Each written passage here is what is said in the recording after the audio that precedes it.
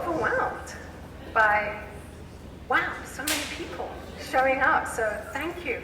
I'm really curious, who has not been to King Street before? Just show of hands here.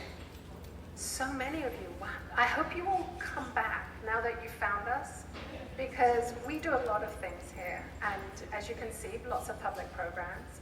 And just come and see us too, we're over there, and knock on the door. We're always happy to see people. A little bit of housekeeping before we get started. I'm Gugun Kayum. I'm the director of the Office of Arts and Culture and relatively new to your community. So thank you for welcoming me here.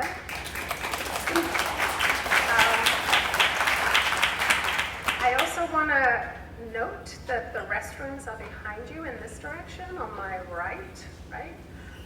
Around 2 o'clock over there, in case anyone's looking. And there's obviously lots of food, so please make yourselves comfortable. We're gonna go on a journey, and my job here is just to kind of introduce you to what this is, okay? So, oh, and before I continue, I also want to have Alex Rose, just come on over here, Alex. Alex Rose, some of you may know her, some of you may not know her. This is Alex. Multifaceted and dynamic. Alex is the director of our new division of creative placemaking, and this new opportunity is under that umbrella.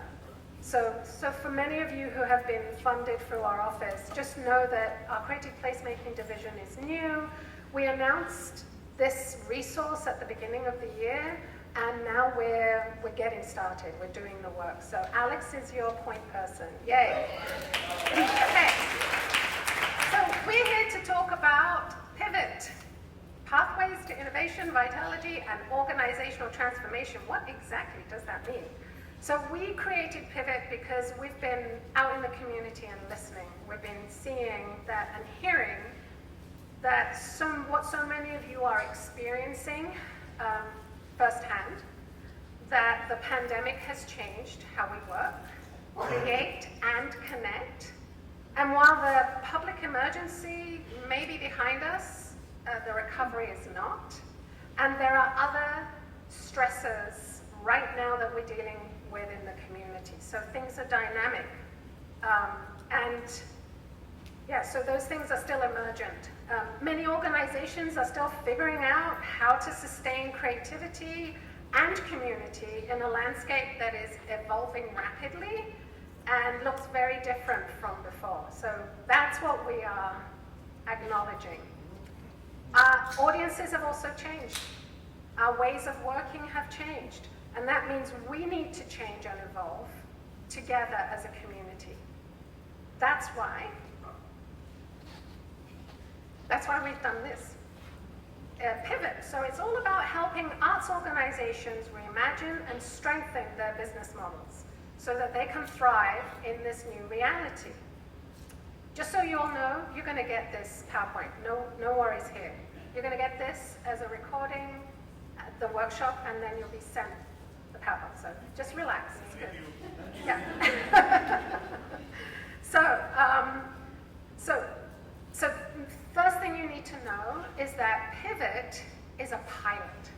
So it's a proof of concept. It's a chance to learn, adapt, and discover what's possible.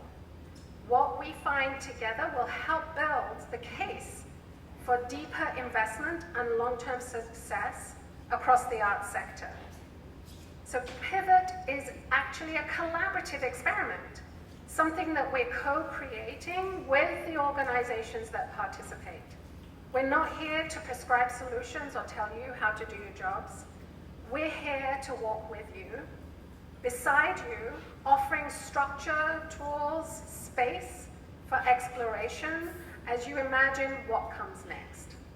And you guys are the experts in that, not us.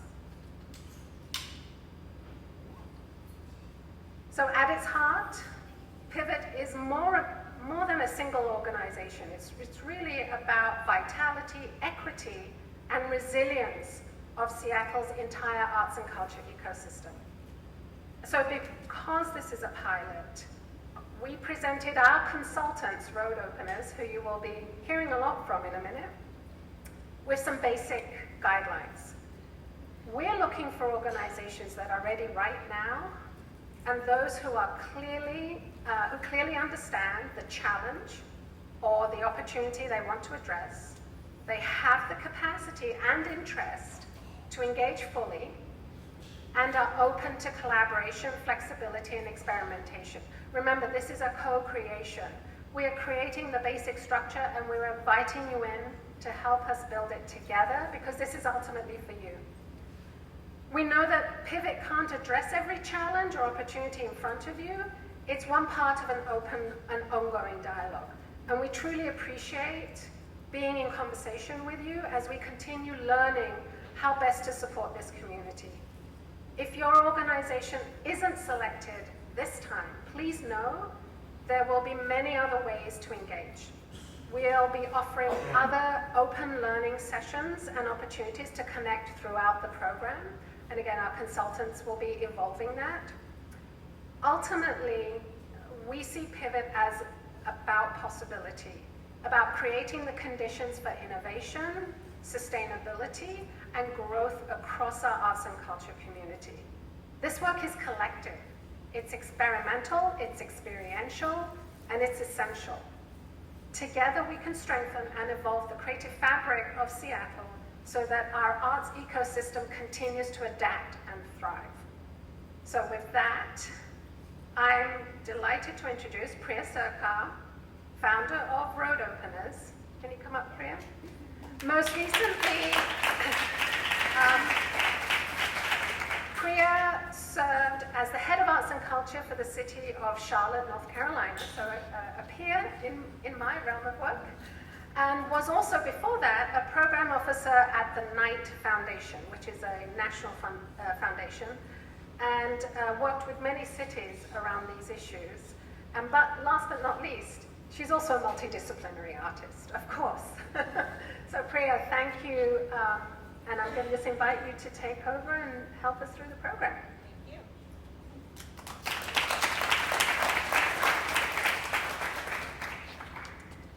Thank you, Gokun, for kicking us off, and good afternoon, everyone. Good afternoon. You're a good crowd. Yeah. Thank you so much for taking time out of your busy lives to join us and come together for this afternoon of conversation and just being together in community. And thank you, many of you have already invited myself, my fellow Road Openers team members to be in community with you, and we really appreciate that. So just want to briefly talk about Road Openers and our philosophy and just introduce the team. So Road Openers, as Gómez mentioned, had a journey of playing different roles and having different experiences in arts and culture over the course of my life and career. And most recently, I founded Road Openers as a social enterprise. And our mission is to revolutionize how artists and creativity and social impact are supported. And the way that we do that at Road Openers is to provide wraparound support when individual creatives and organizations need it. So the idea is we're thinking about what do you need when you need it to do whatever the thing is that you want to do, and how can we be your co-navigators. And something that has come up in conversations that I and my teammates have been having, we've been having with Gómez and Alex and their team, is you're thinking about what folks need to be able to do their work and to sustain their work and to be healthy doing it. So we really take an integrated approach where we're thinking about things holistically, thinking about wellness and integrating art and creativity and wellness, and thinking about what I've come to talk about recently as the soft tissue between the hard things, the hardscaping of funding and technical assistance. These are obviously really important, but in my work, I have often found that there are so many other factors that go into us being able to do the work that we do that unfortunately often get neglected. So what we are seeking to do, or we're delighted to be doing with the Office of Arts and Culture team, is taking that approach as part of this pivot program that you're going to hear about in a moment. So I just want to acknowledge a great team that we have, and some of whom you're going to hear from today who are here. Stacy Breakall is here with the Road Openers team, and Erica is here with, we have a great group of folks who are part of the Road Openers team. Board Cultural Resources is the planning firm that Erica is with, and that I will say is also, I like to say, my alma mater. I spent almost a decade at Lord years ago. And then Sheila Storer is here, and she is here, based in Seattle. And then we also have Eric overseeing productions. Eric is a performing arts presenter, advisor, and a manager and agent, and also a multiple Grammy and Latin Grammy winning musician and music producer. So just we've brought together a variety of experiences and expertise to be part of this project. So just briefly, what are we going to do for the next little while that we're here? So you are going to hear about research that we have been conducting over the past couple of months to inform the design of the pivot program that Gómez talked about. And so Erica is actually going to present that research because we want to share with you what have we learned. We understand maybe it's been a minute since some broader field-wide or sector-wide research has occurred, and so we'd like to share with you what we've learned in case that is of interest and of use to you, and also so that you can understand the information that's informing design of the program. And then we're going to have a brief break together that Stacy will lead us in, and then we are really delighted that we're going to hear from Tacoma Arts Live, who has recently gone through, and is maybe still going through, a major transformation. And so looking forward to hearing from their team about what their experience has been. And then we will talk about the pivot program and share the program guidelines and have a chance to answer some of your questions before we wrap up. So this is just briefly the team that I mentioned that's here today, and over the course of time as we work on this program, more of our team members will get to know you and you'll get to know us. And then just briefly, so you can see kind of what we've been doing and where this program is headed overall. We've been doing research, we've done initial program design, and I say initial because we'll share that with you later, but as Gómez mentioned, we are going to be co-designing with the cohort members what their tailored approaches are going to be for their wraparound support over the course of the program. And so that's why there's going to be another phase of design at that point. And then the cohort will be together. They'll be for 2 years. We'll iterate, we'll evaluate as we go. And then in spring, summer of 2020 is when this program is, we anticipate that it will conclude.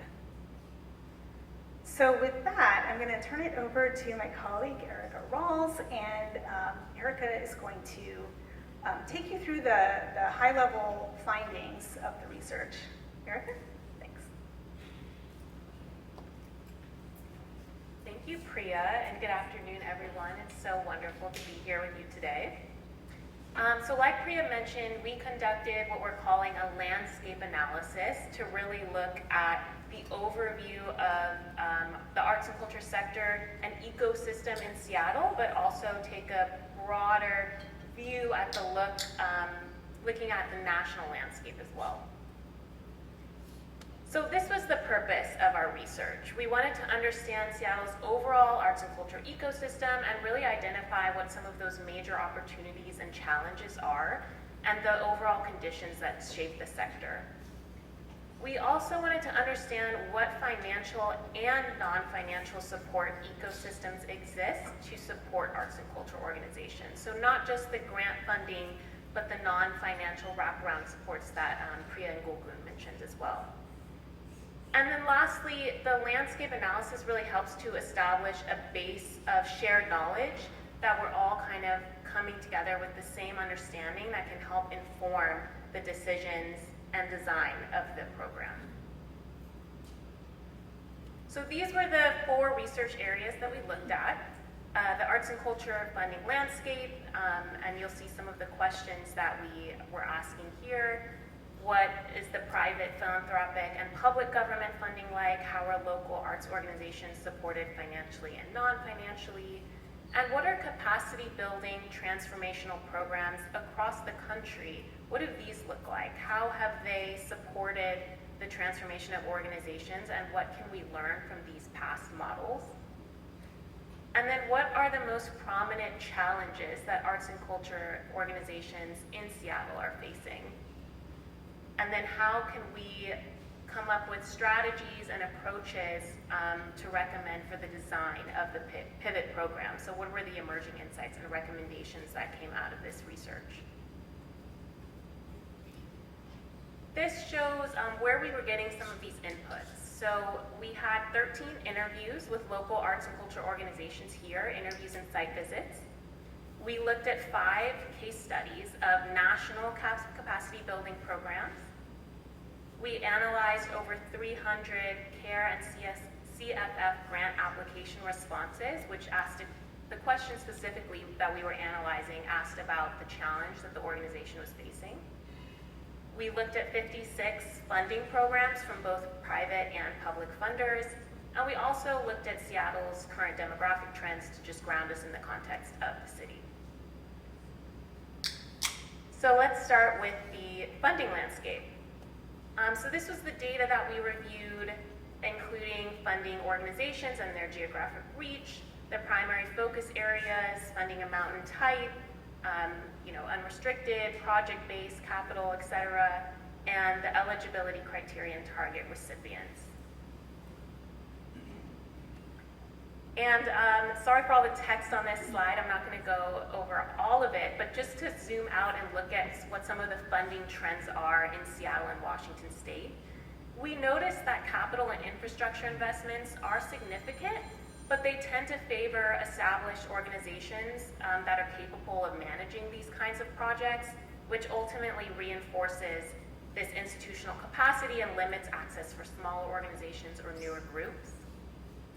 We also noticed that restricted and project-based funding dominates. This probably isn't going to be a surprise to all of you, but unrestricted funding, while it exists, it's rare. Targeted equity initiatives exist, but they are often uneven. There are programs that explicitly support BIPOC, immigrant, and tribal communities, and these programs are growing, but the overall share of funding dedicated to these groups remains modest compared to general purpose grants. And the capacity building opportunities for organizations are emerging but limited. So there are some organizations in the region that offer professional development, mentorship, convening opportunities, technical assistance, but the consistent and long-term programs for this type of skill building is really an undeveloped area. So now zooming out to the national level. Like I mentioned, we looked at case studies, and we developed a set of criteria for what case studies we wanted to look at. Specifically, we wanted to look at programs that offered non-financial support with or without financial resources. So those wraparound services we were talking about.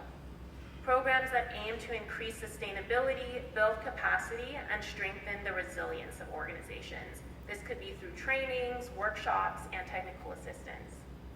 And case studies that utilize a cohort-based peer learning model that prioritizes convening and fosters collaboration.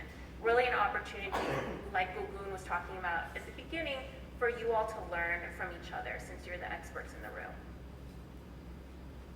So these were the 5 programs that we ended up looking at.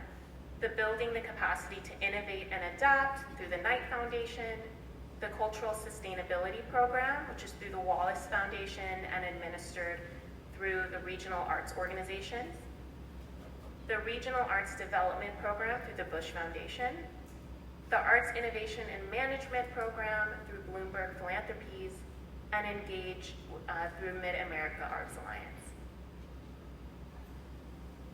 These were the big overall findings that we took away from that research. So while there are these capacity building transformational programs that do exist, they're pretty limited. There weren't really many beyond the 5 that we selected for arts and culture specifically.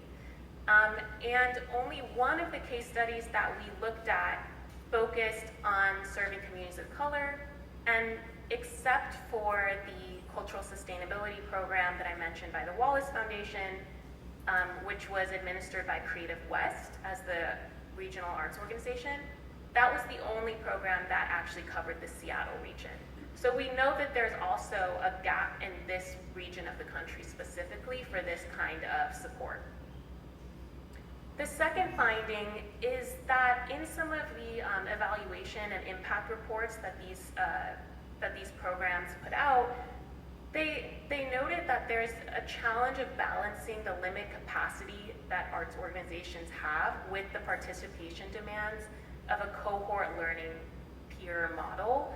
And so while participant-led models can offer many benefits, they can also demand more time, effort, and emotional or organizational bandwidth from organizations that are already stretched thin. So we really wanted to keep that in mind when designing this program. The power of convening. So convening and reciprocal learning really stood out among all of these programs. That was something that they leaned into. They had multiple convening opportunities throughout their programs, and they found that participants really valued and enjoyed that part of the process. And then lastly, there were regional partners in 2 out of the 5 case studies that we reviewed. And so this kind of underscores the importance of working with a regional or local partner that really has deep knowledge of the local context. Okay, so in addition to the case studies and the funding landscape, we also wanted to look at the needs of arts and culture organizations here. And we did that through analyzing the interviews and the application question responses that I mentioned earlier. And these are some of the overall findings through that work. So this slide focuses on some of the sector-wide findings, and then I'll go over some of the findings that were more at an organization's level. But we did hear in the interviews and in the application responses that people really find Seattle's arts and culture sector to be vibrant. People are proud of the arts and culture ecosystem here, but they feel that it can lack a shared vision, and that limits collective impact sometimes. And it could be more widely celebrated, the story could be better told.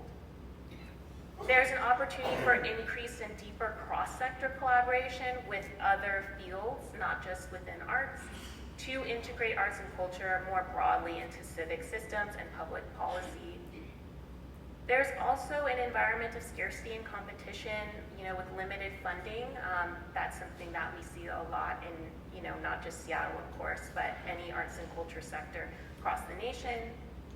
And there's a need to support emerging leaders. There's many emerging leaders we heard in Seattle, and there could be a more concerted effort to support them. So now moving on to access, space, and equity. We heard from some people that they feel that there is an access that is really unique to Seattle and dialogue with decision makers at the city level with funders, but then we heard from other people the opposite. So we noted there's mixed perceptions of that, and what does that tell us about how people, maybe it's an inequity balance. And then there's an affordability crisis that hinders organizations' ability to access affordable space, whether it's for storage, practice space, office space, whatever the needs are. On the funding side, there's a large corporate presence in Seattle, of course, we know this, but there's limited investment, especially in small arts and culture nonprofits. With many foundations, big foundations and companies, we can see that they often give to the bigger, more established arts and culture institutions in the city. We also heard that in the interviews that people would like to see more alignment and coordination between funders at the funder level, and that alignment is currently missing. We also heard that funders could support more partnerships between organizations and encourage collaboration. And finally, the city budget threatens cultural policy and limits the sector's potential growth and sustainability. This is just one of the quotes that we heard from an interview participant. I'll go ahead and read it out loud. Randy Engstrom coined Funderdome. How can we bring the funders together in a non-threatening, visionary way to see what we could do? There's a lot of money here, and there's a lot of generosity too, but it's not necessarily ongoing for long enough, and it's not synced up. And so here's a summary of the key findings we heard more at the internal organization level. A lot around financial stability and insecurity. This is a big challenge for organizations. Again, I'm sure this is not surprising, but we also heard about the ways that it can limit experimentation and risk-taking, and that's just one of the outcomes of financial insecurity. And then without dedicated resources, specifically around sustaining equity commitments, it's hard to keep that work going long-term. We also heard that organizations are facing burnout and capacity challenges, especially after the pandemic and the murder of George Floyd. These recent major events have increased the capacity and burnout challenges. And then we noticed that governance and board and staff dynamics are critical factors to an organization's resilience and adaptability. Organizations that tended to have weaker board and staff relationships, maybe a less engaged board, were maybe struggling a little bit more. And then non-financial wraparound supports are needed. Not to diminish the importance of the financial supports, but we know that can only go so far. And then finally, evolving relevance. Performing arts and theater organizations especially face shifting audiences and relevance challenges, and digital infrastructure is a huge need and challenge for organizations as well. And just a couple more quotes to illustrate some of the things that we heard. As a grassroots artist-run organization sustained primarily through project-based grants, we struggle with reliable funding. That was from a CARE and CFF grant applicant. And this is another quote from an interview participant. It says, oftentimes a funder asks me, how are you doing? Let me provide one more context. Oftentimes a funder, which I put in the brackets, they named a specific funder here, asks me, how are you doing? Which is not a question that I hear a lot from funders.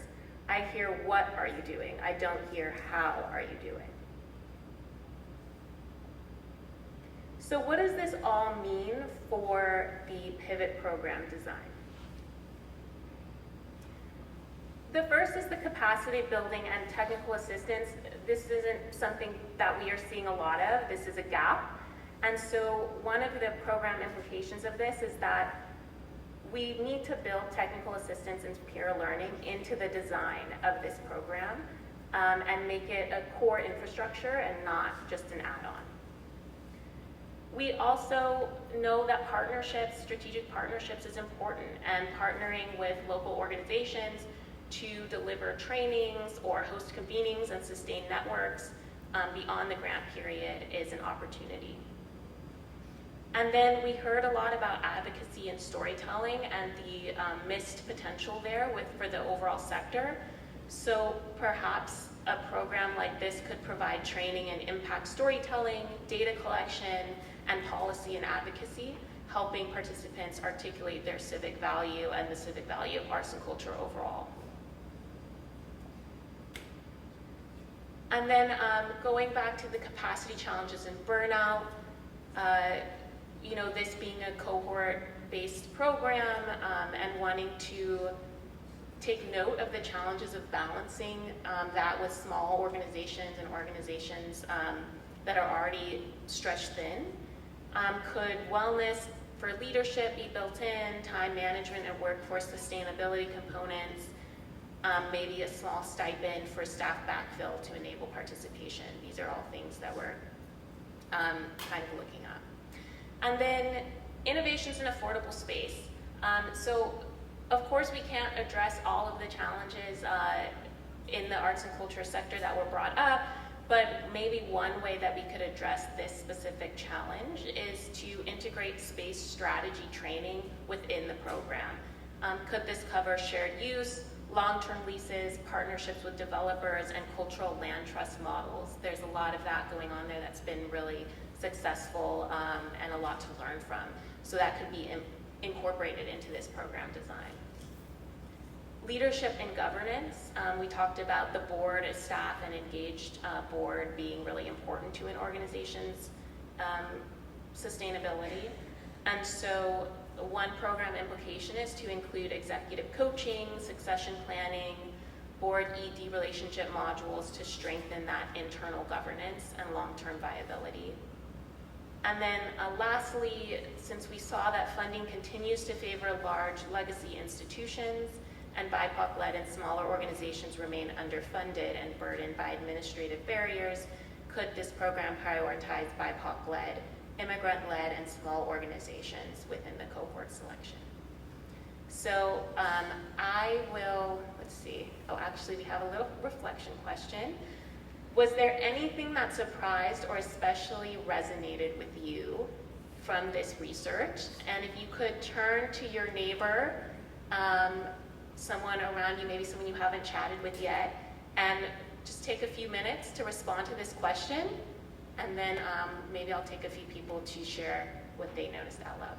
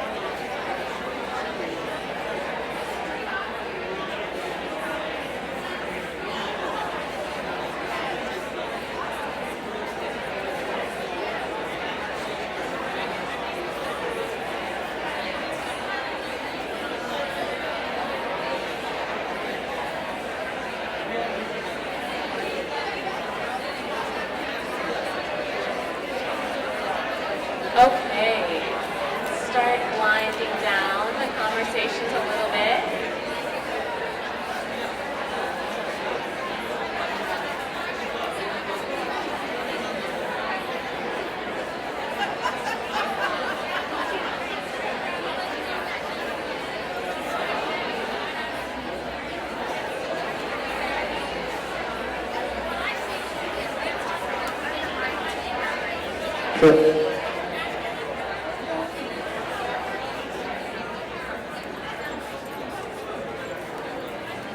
Okay, I hear things are starting to get to a lower rumble. I'm gonna call everyone's attention back to the front. Thank you. Sounded like there was a lot of chatter, so I'd love to hear from a couple people. Either what was your response to this question, or what did you hear from someone that you talked to that resonated as well? And if you raise your hand, Priya will come by with the mic so that we can all hear you. Any brave soul feel like sharing something? Okay, I'll be right there. Thank you.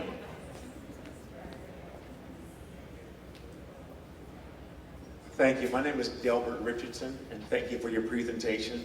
And I was talking to somebody to my left and somebody in front of me, and we were just saying, a lot of this is not new for us, but have been doing this work for decades.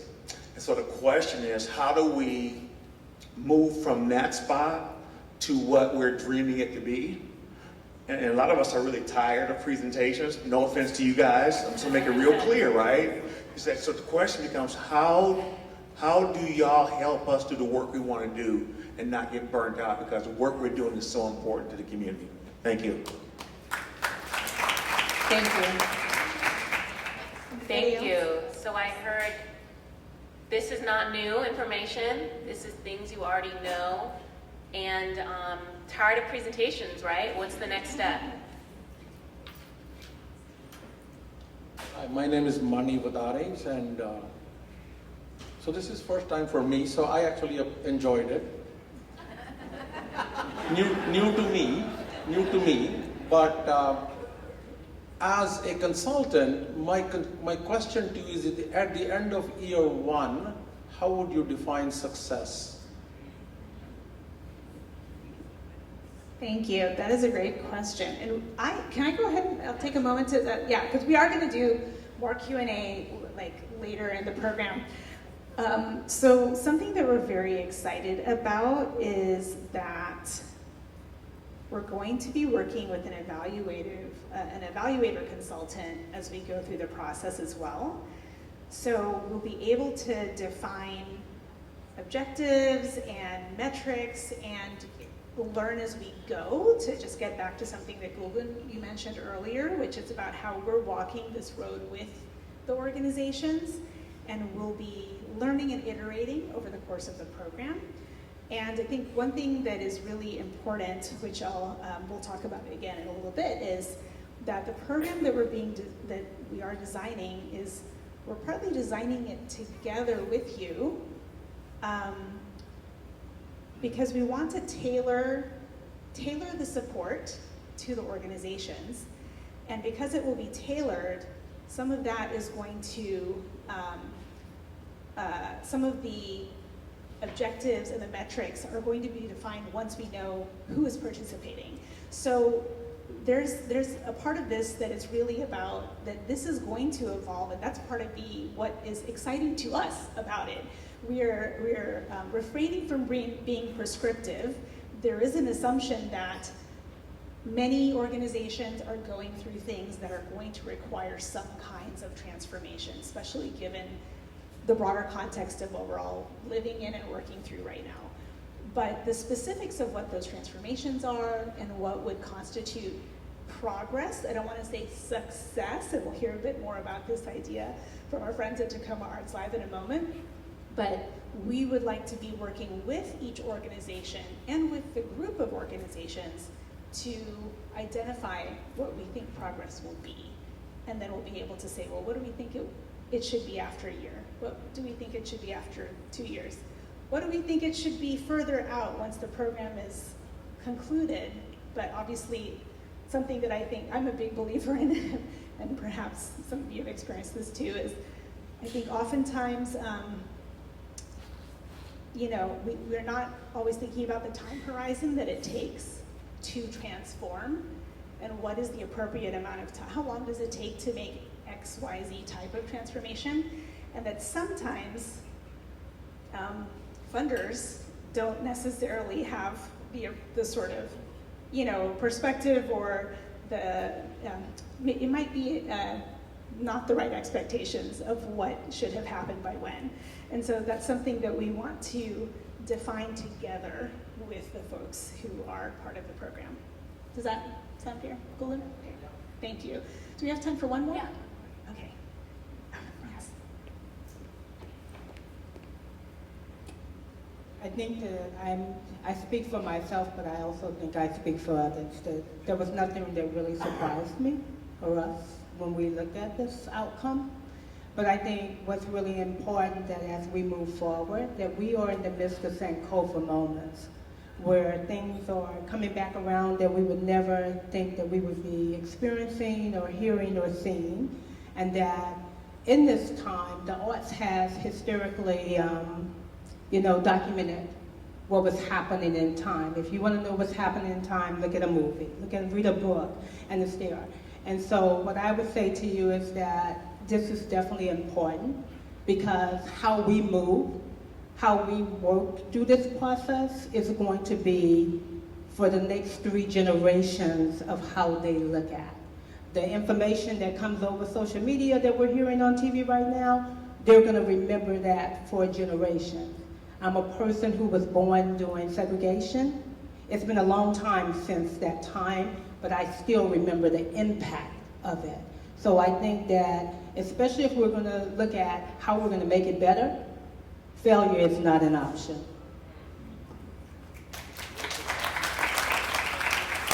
Thank you. Thank you so much for sharing that. And I think we're gonna go on to our next segment, but thank you all for the comments, questions, and appreciate your time. And I'm gonna pass it on to Stacy. Thank you. So thank you for the comments, and also we see this as the beginning of a conversation, or maybe not the beginning, but as you mentioned, an ongoing conversation that will hopefully be focused on solutions moving forward. But before we give you more information, we thought we would take a moment to invite you to do a 7th inning stretch, perhaps. Has anyone been watching the World Series? No. Yes? No. Not anymore. Not anymore. I know, it's a sore point. It's a sore point, I'm sorry. I literally just started watching baseball Monday night. What a time to start. So I want to just invite Stacy to come up and then invite you all to join us in a brief little segue. Hi, everybody. So wonderful to be here. Thank you, Priya. How are we doing? Okay. So we just heard a lot of information, and we're taking that all in. And we're also almost halfway through this workshop, so we thought now would be a good time to invite people to stand up and maybe move around a little bit. I'm going to guide you through some stretches. If you prefer to stay seated, that is also fine. So if you're going to stay seated, it would be nice to just slide a little bit forward in your seat. Wonderful. Yes, we're getting started already. Love it. Okay, so first let's get started by just simply feeling our feet on the ground. Notice the sensation of your feet on the ground. And we're going to slowly work our way up from the feet, up to the hips, okay? So take a moment to just tuck your tailbone under. There we go, and we're creating a nice, long, straight spine in the lower back. Come up to the shoulders. And just take a moment to notice how the shoulders feel. Maybe roll through the shoulders a little bit. Notice if you have any tension. Bring your awareness up to your jaws. Notice if you're holding any tension in your jaws, if you're clenching. Beautiful. And so from here, we'll all share a nice breath together. Let's take a nice deep breath in through the nose and exhale through the mouth. Let the side body relax. Wonderful. Okay, so we'll take our hands down by our sides, palms facing forward, feeling the feet on the ground. Take a moment to take the hands behind you, interlace the fingers behind you. Deep breath in, we'll pull the hands down, opening through the chest and the heart space. Exhale to release, let the hands come down by your side. Deep breath in. Exhale, bend the elbows. We bring the arms up by the shoulders. Breathe in, extend the arms up. We'll interlace the fingers, and as you exhale, side stretch to the left. Beautiful. So we'll elongate through the left side body. Breathe in, we come up again. Exhale to side stretch to the right. Inhale, we come back up. As you exhale, go ahead and cactus the arms, so we'll bend through the elbows. As you breathe in, press the hands back, open through the heart space. Really feel the shoulder blades cinch together on the back body. As you breathe out, bring the hands to heart center here. So we'll bring the elbows and the hands together. One breath in here. And exhale to release. Hands come down by the side. Extend the left arm out in a low V. And we'll drop the right ear down to the right shoulder, lengthening through the left side of the neck. And we return it back to center. Lovely. One more time on the right side. Extend the right arm out. Drop the left ear to the left shoulder. And we'll return back to center. Take any final movement that you would like before we move on to the next section of the presentation. You might want to shake through the hands a little bit. Awesome, wonderful. Good job, thank you guys. It was wonderful moving with y'all.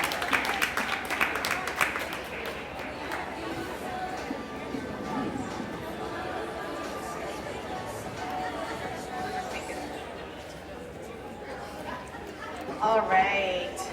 Thank you, Stacy. Thank you, everyone, for joining us in some collective. Did you pull a muscle, Golden? Oh, no. Yes. Thank you.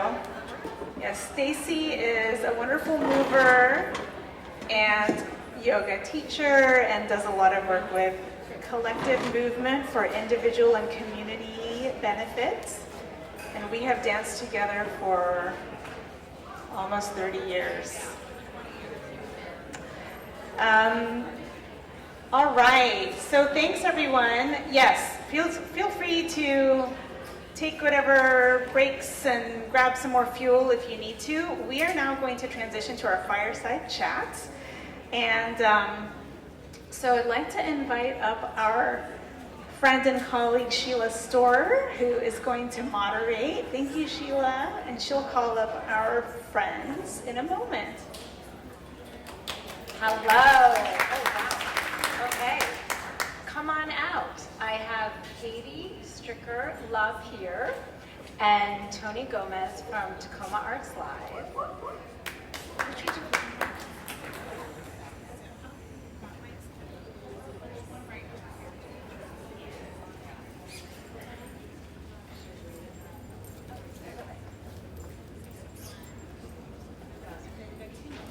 Hello. Okay. All right, so we've got some mics.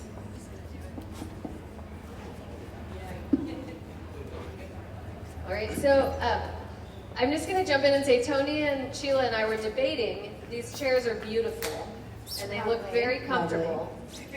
But can you see it? Does this work for the whole room? No. Okay. But this is a great leaning chair as well. So we perhaps a casual lean. So we may go up. We may take breaks. We'll see how it goes. Thank you all for coming today. I'm Sheila Storr. I'm an executive coach and a leadership development trainer. And I am very thrilled to introduce you to Katie and Tony from Tacoma Arts Live. We're going to have some slides going behind us of some performances in their building in Tacoma. So Katie is CEO of Programs and Education at Tacoma Arts Live. Tony is Chief Engagement Officer. So Tacoma Arts Live, I am going to read and let you know what they do for those of you who don't know. So Tacoma, and I'm going to have to put my glasses on because I always forget that I can't see. Tacoma Arts Live was founded in 1979 and is a hub for arts, culture, and community. They present high-quality programs that entertain and educate while fostering cross-cultural understanding. So, Tacoma Arts Live has undergone quite a bit of change and transformation over the last several years. And they've done it very well and managed the change very well. When I had an opportunity to talk to Katie and Tony earlier this week, one of the things that really impressed me was that through the change, through the transformation, they remained very, very committed to the community, and they also remained very committed to ensuring that the organization had a strong, healthy, positive, productive culture. So what we're going to do today is we're going to have a conversation about the change that they went through, the transformation, their learnings, and our goal for our conversation today is that you all learn some things for yourselves that you can take back for your organization as you're going through change and transformation. All right, so let's start. Katie, why don't you kick us off and tell us a bit about the changes and transformation that the organization has gone through and some of the factors that precipitated the change. So I actually, on the way up here, was like, I should have just written a list because we've had so many changes, and I could actually surely not forget these changes, but perhaps omit one. So I'm hoping that Tony will be my backup on this. So in short, we have changed our geographic location, moving from the downtown core of Tacoma up to the Hilltop neighborhood. We have changed from being a non-owning venue manager and operator of a huge box office to being a building owner and operating a space from our public ticketed experiences, a space that is a traditional seated proscenium theater, very historic, very classical, to a space that is 20,000 square feet of flat floor space. Right, very different kinds of events in both of those spaces, and not to forget the Eleanor Room, which is a beautiful, more intimate space that we also have at the Armory. So the type of venue, the ownership and management structure has changed, the location has changed, all of the changes that we have all experienced together through the pandemic and through the last 5 years of cultural reflection, and I hope change in the right direction. And then leadership transition. So we had an executive director with our organization for almost 20 years, 17 years. And shifting from like an executive director, CEO that had been there for a very, very long time with a super strong background in running traditional performing arts centers. And shifting to a shared leadership model with a co-CEO model and very closely connected to the co-CEOs, to chief officers for engagement and for operations. I will not say we are, I kind of shudder when I hear like we are a flat organization, because I feel like anytime a leader says that, they're probably not telling the truth. But we do practice shared decision making in a different way than we used to as an organization, and that has been another type of just sort of like cultural and functional operational transition that we've made. Tony, can you add to those transitions? Yeah, I'll add two more that I think are important. One is pre-pandemic, 70% of our income was based on earned revenue from functioning as a traditional performing arts center, the largest one in Tacoma, and then about 30% from other like donors, grants, and so forth. And so that ratio has flipped. So now we're majority grant funded, which is actually quite scary in 2025. And then also we were a presenting organization with a little bit of education hustle on the side. And as of last year, we serve more people through our education programs than we do through our public presenting programs. So that's the other big flip. So that is a lot of change. That is a lot of change, a lot of transformation. It's a lot of counseling. Which leads me into my next question. How did you all approach the change? How did you manage the change? Tell us a bit about what it was like for you. Have you read Lord of the Flies? I'm kidding. I sure have, so. No, I was looking for a good joke too, so Yeah, thank you. first dad joke that's down. a good one. How did we approach the change? I think that we have had evolving approaches. They have not all worked, right?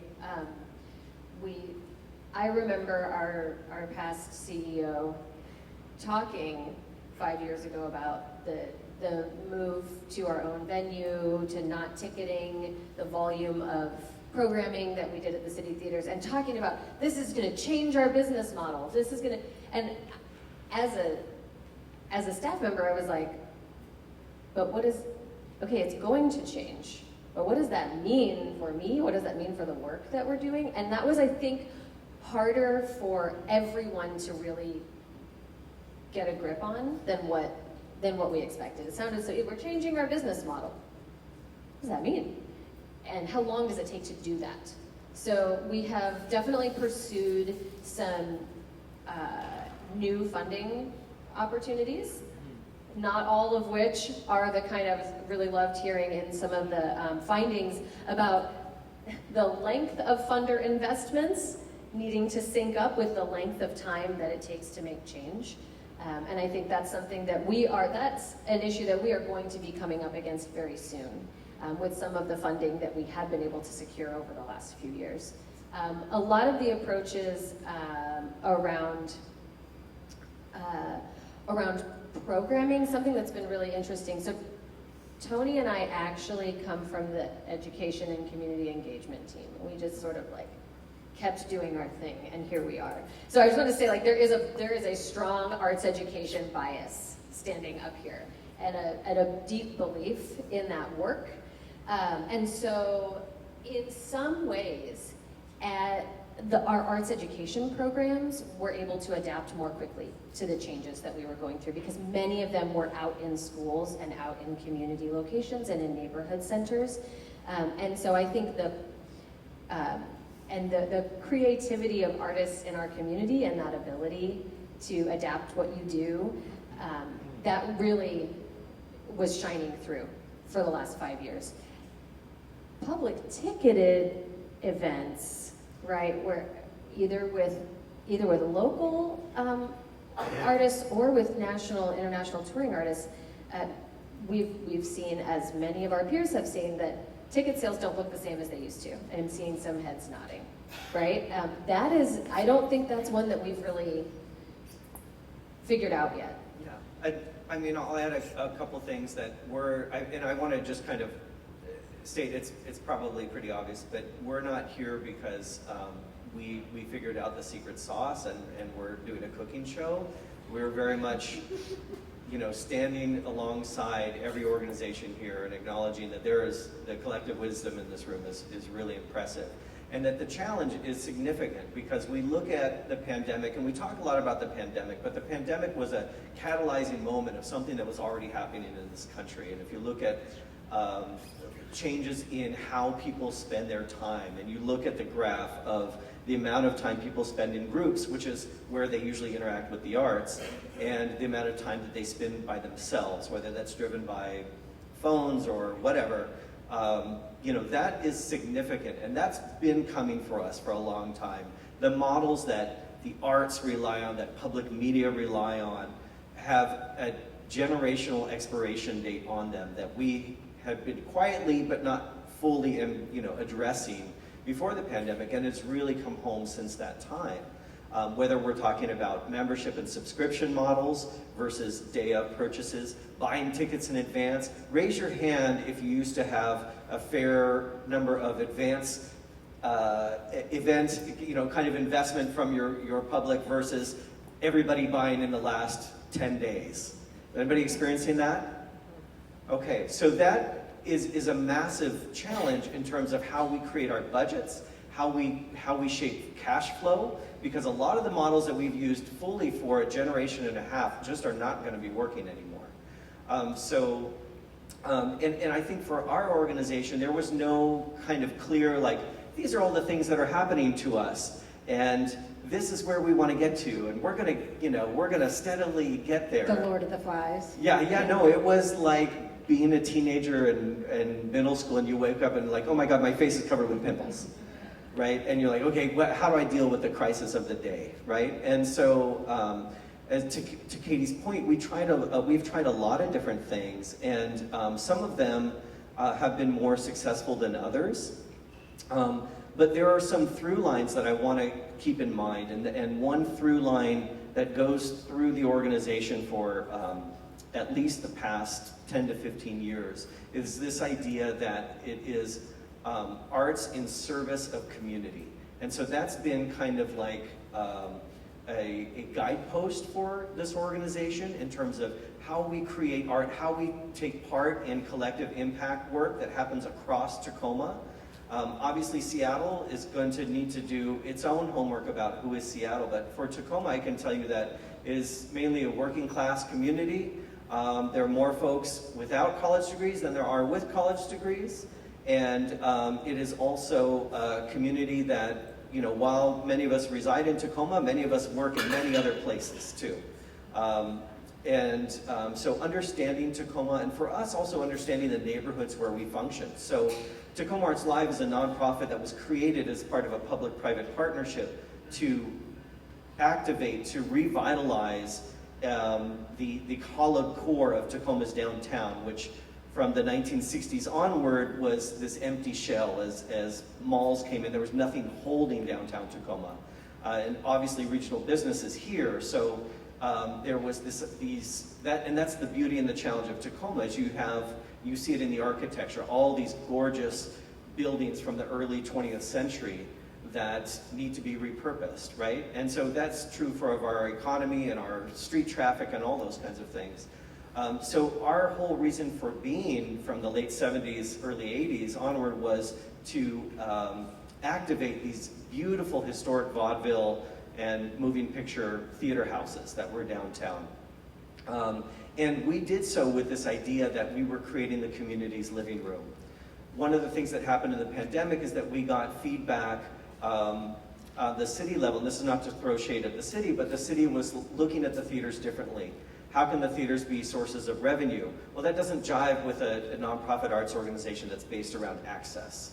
And so that also made the timing very good for us to focus our energy on the historic Tacoma Armory, which is a military building built in 1908. As Katie mentioned, a massive parade floor, some office levels downstairs.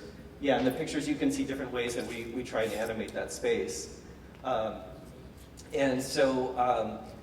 So we needed to kind of rethink what we were doing, because we're not an organization that runs, that advances shows and has a box office and does education on the side, and that's our calendar. We have a season and we push the season and we push to subscribers, and then we get walk-ups, etc.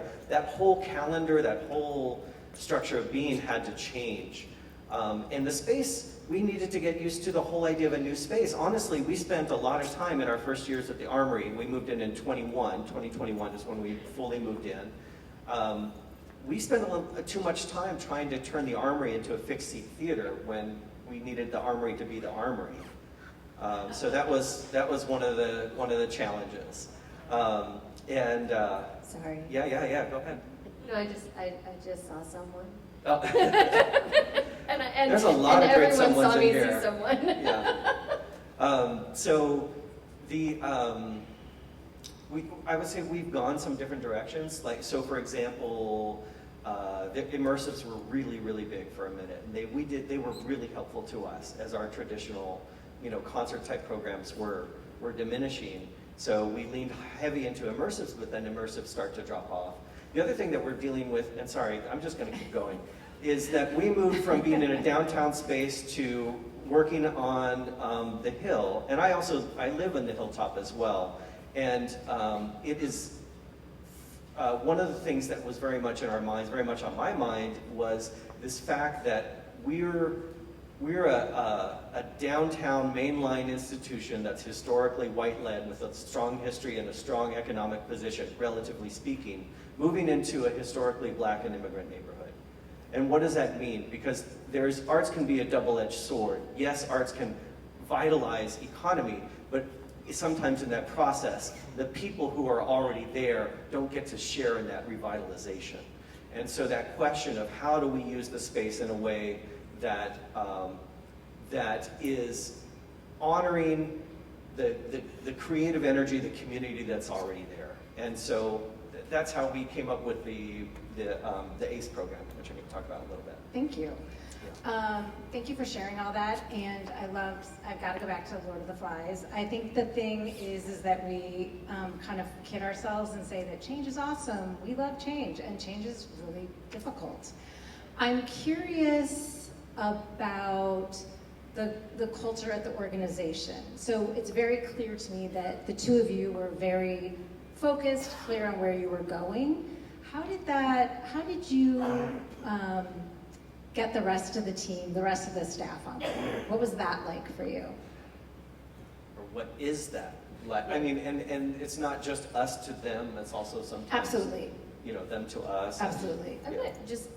There was one other change that we have been weathering that I think is really important in light of this question, which is that we went from,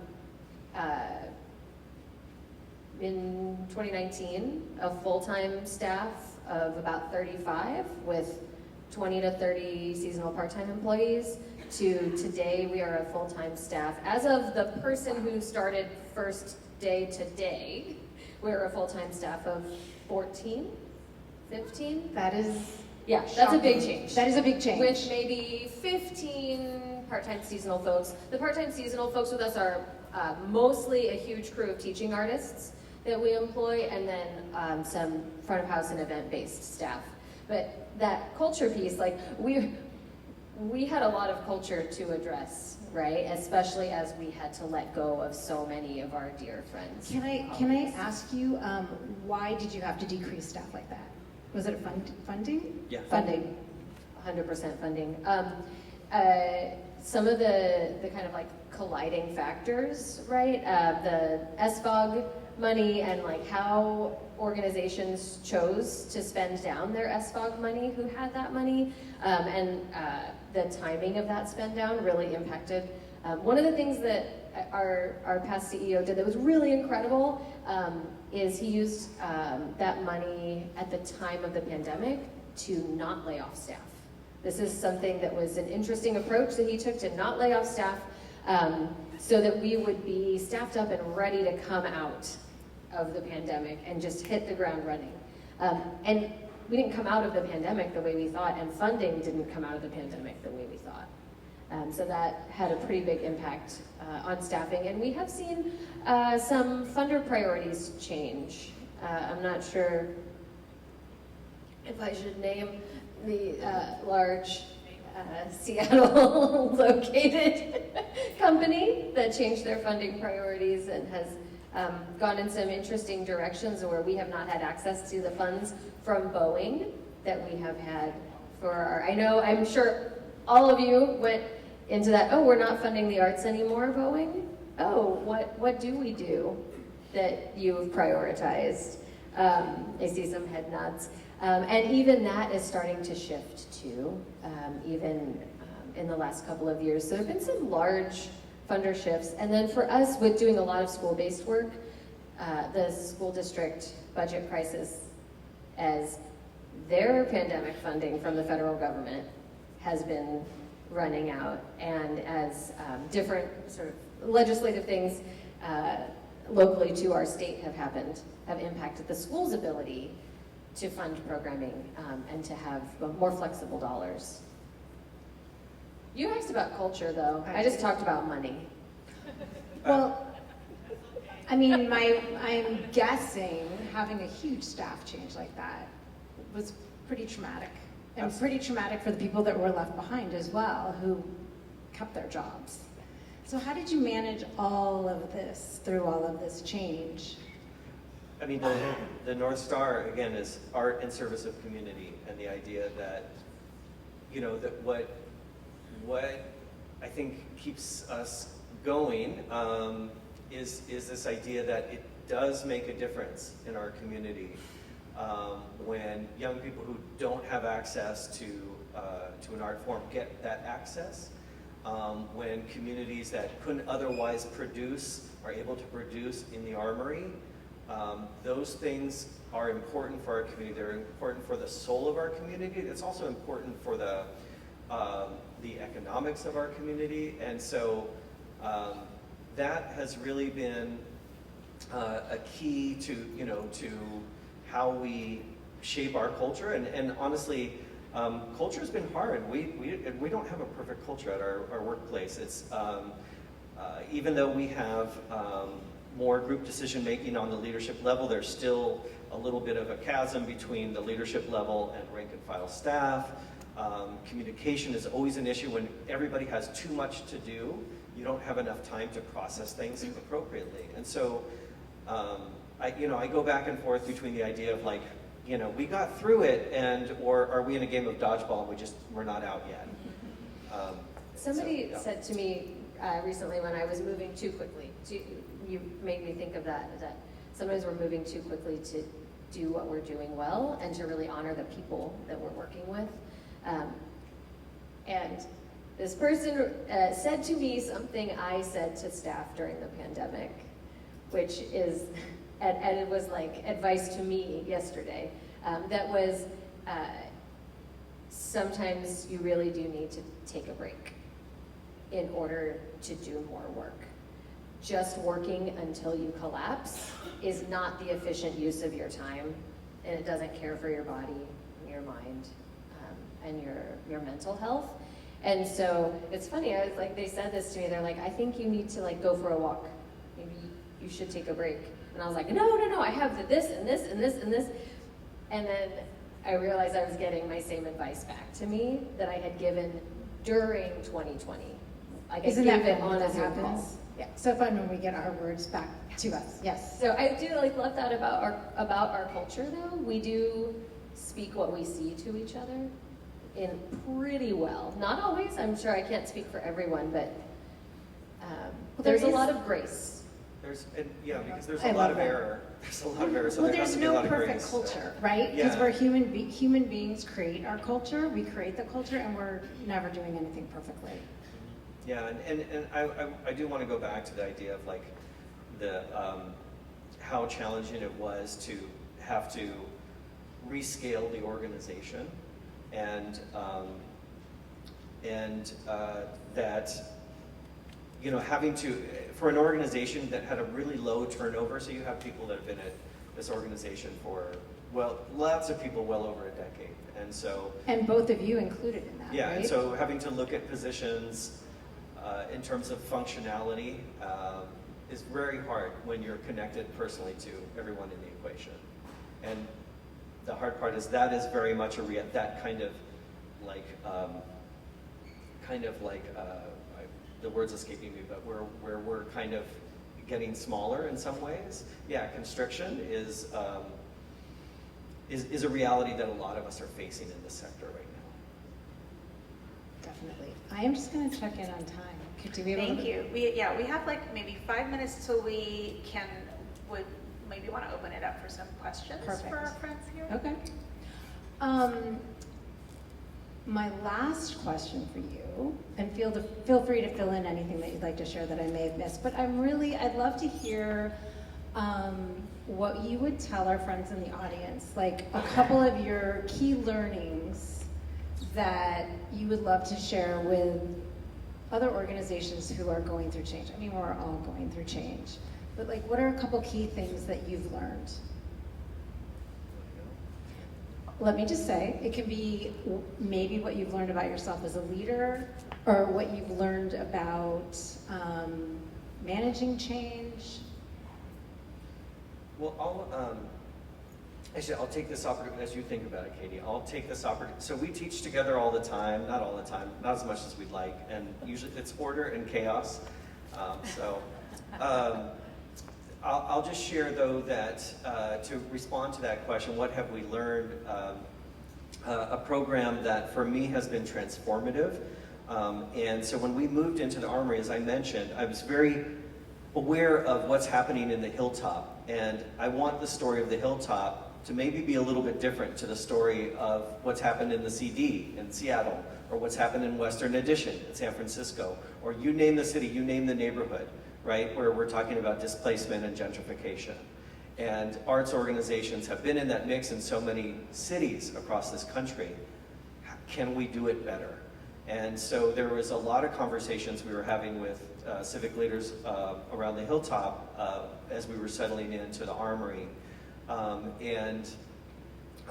One of the conversations was, given the gentrifying impact on the Hilltop, is there a way to create space for folks who are being priced, not only priced out of housing on the Hilltop, but priced out of space to be innovative, whether that's small business or emergent nonprofit work, whatever that is.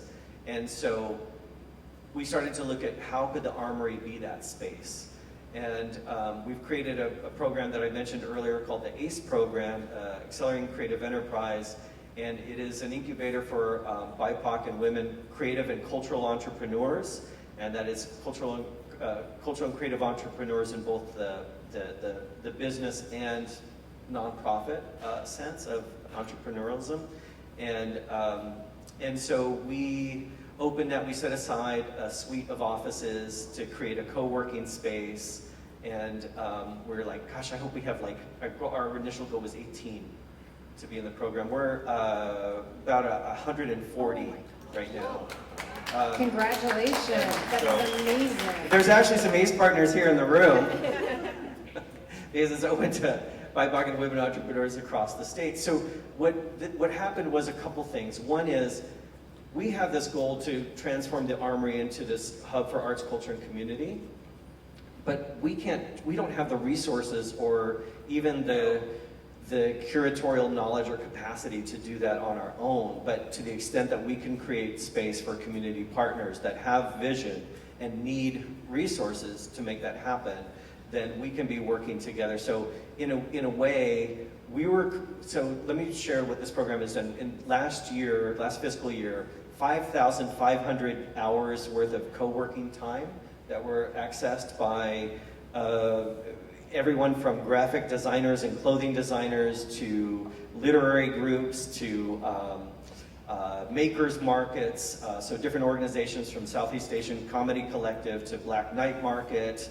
to Latinx Unidos del South Sound. All these organizations are part of this incubator.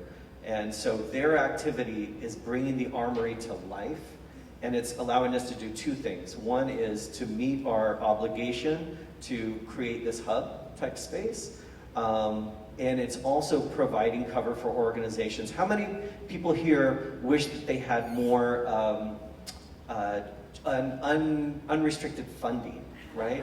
And how many people use that unrestricted funding for things like space, rehearsal rental, IT, office suite services, those kinds of things. So to the extent that this program offers those things, that has been really important. And so my learning is, you know, our old knowledge was you create an organization around a particular vision, and then you try and say, okay, well, we're gonna create all this activity, then we're gonna have our own building. And maybe that's not the calculus anymore. Maybe we need to look at, like, what is stopping us from pooling our resources? Is it the complexity of pooling our resources? Or is it our own egos and hubris of our artistic vision that says we need to have our own sandbox? Thank you. Yeah. Thank you. Katie, that was really great. Katie, can you top that? No. But I'm going to say no because the opposite of that is yes. And my short answer to your question is what I have learned is the same learning that I took away from the first conference that I attended as a young teaching artist, that I've taken away from everything I did to bring my life to the place where it is right now, which is to keep saying yes. It is important for me and maybe for others, but my experience has been important to keep saying yes. Yes to learning new things, yes to trying things I didn't think I knew how to do, or that maybe I thought I wasn't capable of before. Yes to other people's ideas, right? Yes to slowing down sometimes. Yes to taking space for yourself. All of those things can be really healthy practices and I think help us sustain for the long term. Thank you. I would add to that, I think that's one of the keys to change because a lot of people don't do that. They're just like, I'm a no. I'm not doing it. So thank you. Thank you, both of you. So why don't we open it up to some questions? Who has a question? Right over here. First up. I got a mic too. And on that point, I see the imagery that you have up there, and like personally, I'm part of arts and culture, and I have Langston Hughes, and I'm the IATSE, I'm the theater tech, and we're trying to inspire programming, and I see the depth, like I can see your double stacked projectors for everything. I see all your sound systems and stuff like that. Do you actually offer a theatrical, technical, educational path or something for that education, or is theatrical, technical just a burden that you have to have that's part of your events? Oh, I'm so glad you asked that question. So we are an IATSE facility. We have a contract with IATSE, and we have 2 house crew members. And one of the things that we have talked about in the city theaters, when we were managing those theaters, is pathways for our students to shadow and train and be mentored by the stage crew in the city's venues. I don't know what stopped that, but I know that Tony and I brought it forward many times. We, in our own venue, are looking at, my counterpart and I were just talking about this the other day, is what are the pathways for mentorship, especially given that we have 2 very different types of spaces. In the Eleanor room, which I don't think I included any pictures of the Eleanor in the slideshow. It's a medium size. Yes, about 150 tops standing on a small stage. But yes, we are working on how do we develop those pathways. We have a lot of school arts partners too that.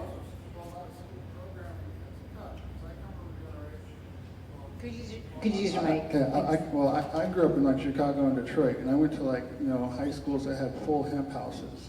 You know, so like theater wasn't just, you know, getting on stage and learning. Like there was full theater technology. So it's like I know how to do sound, lights, spotlights, you know, weights and everything before I even joined the union in high school. But now, you know, a lot of the schools have they've lost that programming. There is no theatrical, technical, anything. You know, and I was wondering, so you are working with some schools to... So we don't have students following our stage crew right now. I'm looking at actually the person in the room who manages our stage crew to make sure I'm not speaking out of line. We don't have students shadowing right now. But one of our permanent staff and our most frequent overstaff are graduates from the Tacoma School of the Arts. And then I'll add too that through the ACE program, ACE partners have access at below market rates to produce their own events in the Armory. And part of the service we provide with that is they walk hand in hand with one of our staff members who helps them design their event, build it from the zero, from zero up in terms of what are the technical needs, what are the insurance needs, what's your promotion plan and so forth. So looking at capacity building on a couple different levels to professionalize event work, even from the grassroots level.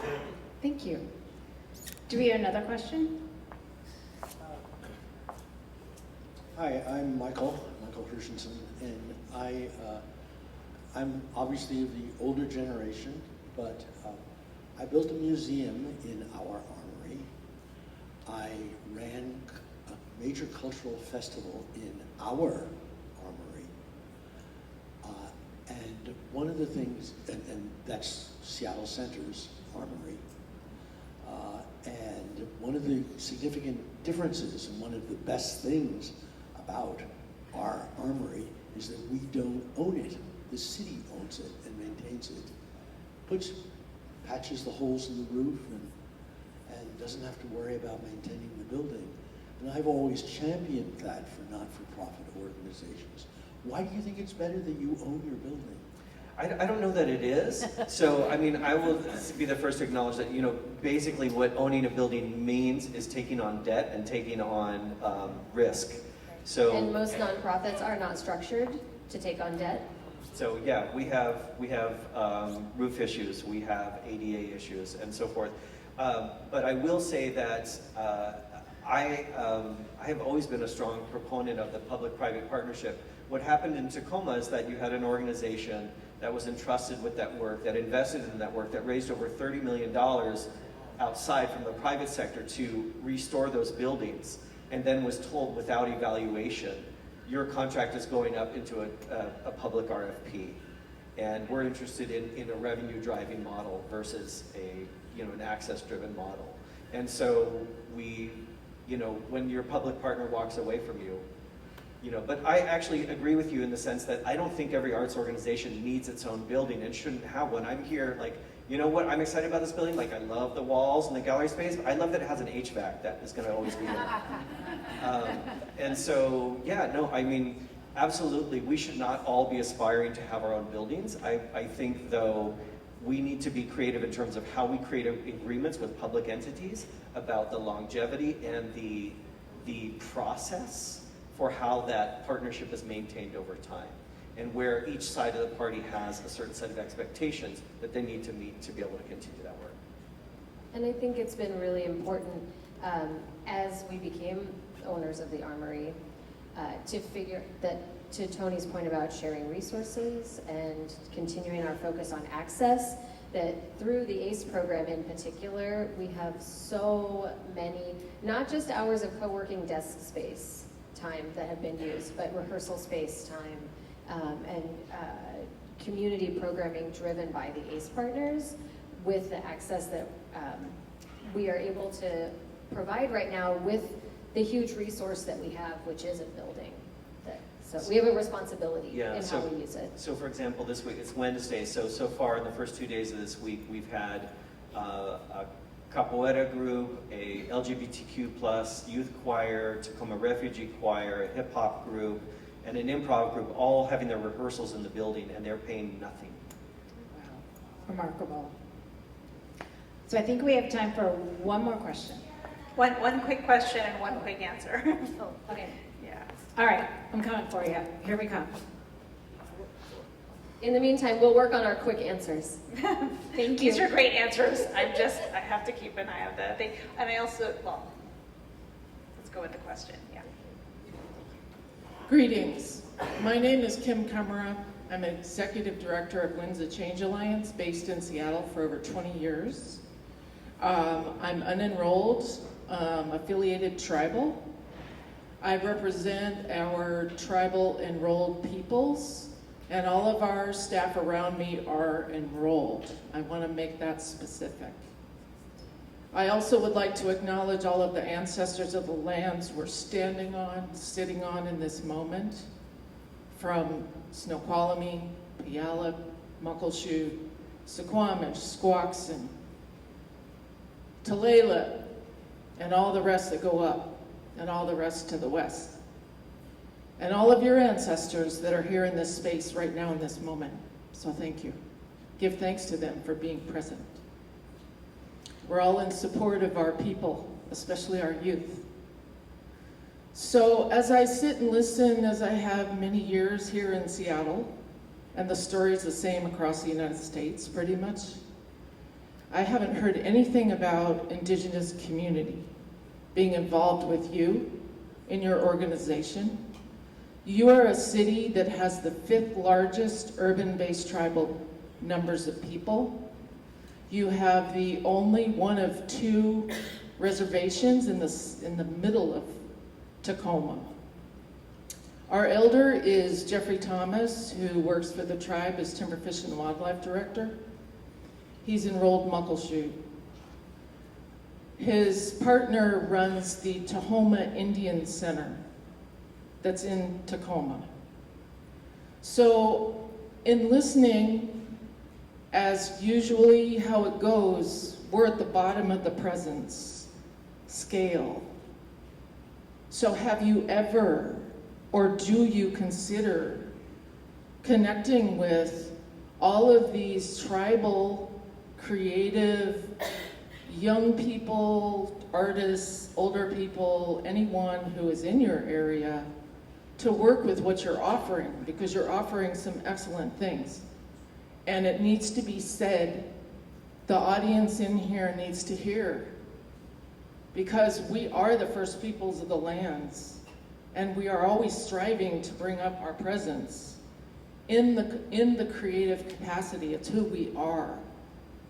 So I just wanted to offer that, and I want to acknowledge huge thanks to this young woman over here who has pointed me out to speak. And with respect, I bring these words, so thank you. Thank you for your question. Thank you. I'm gonna approach it a couple of ways. And first of all, I want to thank you for contextualizing where we are and when we are in relationship to the ancestors. It's actually just had a conversation with Andre Bouchard from Indigenous Performances, which is a national it's a national roster of Indigenous performing artists that is actually based in the Armory through the ACE program. And so Andre has his office there. But we were talking and planning an event we're doing next week, actually, so I'm just going to do a plug, called November 6th and 7th, called In the Company of the Ancestors. And we're taking some of that video content, technology that we have and the stage, and we have Washington-based artists from different backgrounds, including Mexica, West African, Celtic and so forth, and many different Haida communities that are doing a shared program on what it means to accompany and be accompanied by the ancestors. And I would say, like on a structural level, the work is not done yet, and I'm always extremely sensitive to how much I ask of folks like Connie McLeod, an elder with the Puyallup Nation, who is asked to do a million things in terms of what I'm asking versus what I'm bringing. But this is very much in the challenge that we're trying to address in terms of how do we situate our organization in both a cultural spatial context, I guess you could say. Thank you. Thank you.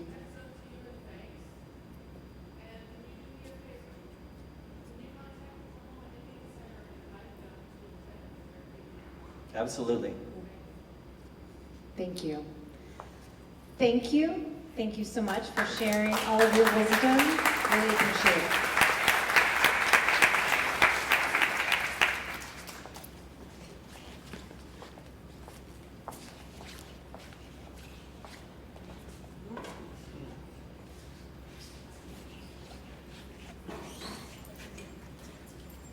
All right, thank you, Tacoma Arts Live. Thank you, Sheila, for that conversation. Thank you to all of you for your attention and for your questions and for your comments and contributions.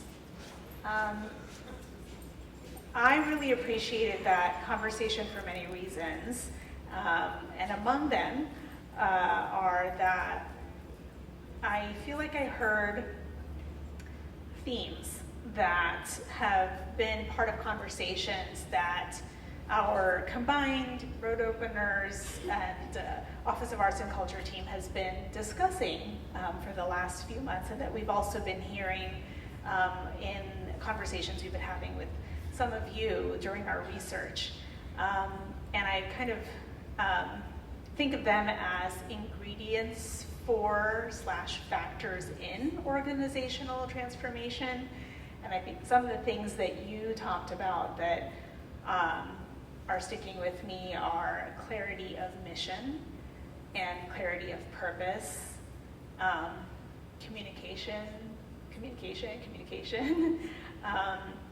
and this commitment to service that is a very clear North Star. And I think another piece that has come up for us in our conversations and in things that we've been hearing from many of you and that you've talked about, or at least I think that I've taken from what you've talked about, is an alignment between what you are, what it is of value that you're bringing to your community and what the community sees as being of value. And I think that sometimes that's not always in alignment, but just hearing about how busy you all are and how used the space is by your many collaborators, I am observing alignment. So I think that's a great thing to see. And so well done, and keep it up. And I hope to visit you in this amazing space sometime soon. Thanks.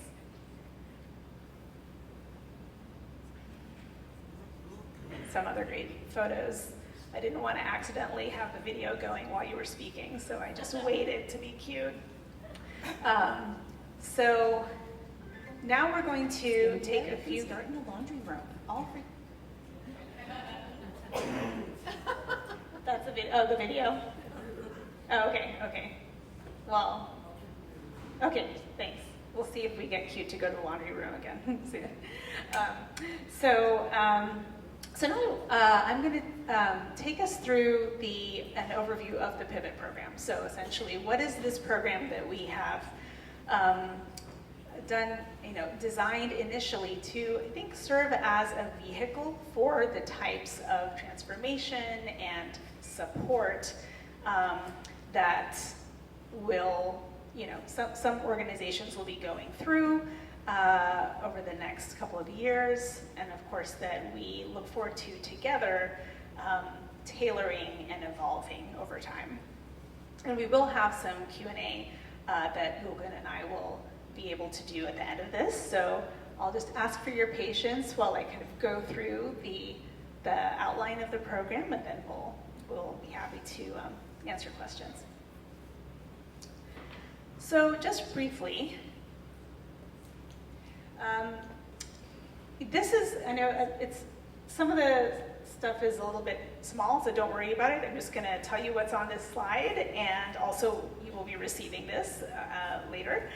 But we have been discussing, well, what do we think from listening to you, from studying the information in the CARE and CFF applications, and just from our observations and our experience, what are we hypothesizing could be helpful to enabling organizational transformation? Again, the assumption is that we know that organizations are going through massive change, and that in many cases their circumstances might mean that transformation is going to be necessary. So what are the kinds of things we think are going to facilitate that?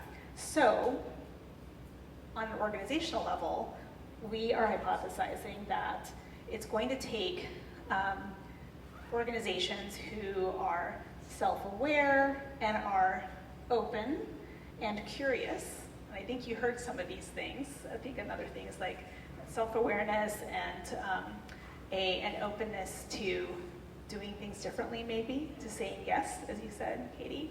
I think maybe to challenging assumptions that might have been long held, like you were talking about, Tony, some maybe assumptions about how things have worked and how things have been. So those are some of the characteristics that were coming up in our research and our own experiences, and that if we then add to that tailored support, so again, personalized support for organizations, depending on where they are in their journeys and what it is that they need to be able to do this transformation. And that could include coaching, it can include that navigation I mentioned earlier, it could include thinking about wellness, as Erica talked about earlier, and supporting that. And then also including shared experiences. Erica also talked about how much organizations that were studied express the importance of shared experiences and peer learning and convenings. So building that in and including things like certain training, depending on what folks need. Mentorship, including peer mentorship. It doesn't mean that we are necessarily the mentors, but as someone said earlier, I think it's Tony, you mentioned earlier, there's so much wisdom in this room that we really believe there's so much we can learn from each other. And so leading in peer mentorship opportunities. And then also, of course, funding. I know I talked about the soft tissue before, and some of those last couple of things are soft tissue, but there's also is hard tissue a thing? Bones, which is funding. So that funding, of course, needs to be there, and not just funding for a particular project, like unrestricted, well, that's important, but also some flexible funding, and funding that takes into account that transformation requires flexibility and resources to do beyond business as usual. So recognizing that component is also what we're thinking about.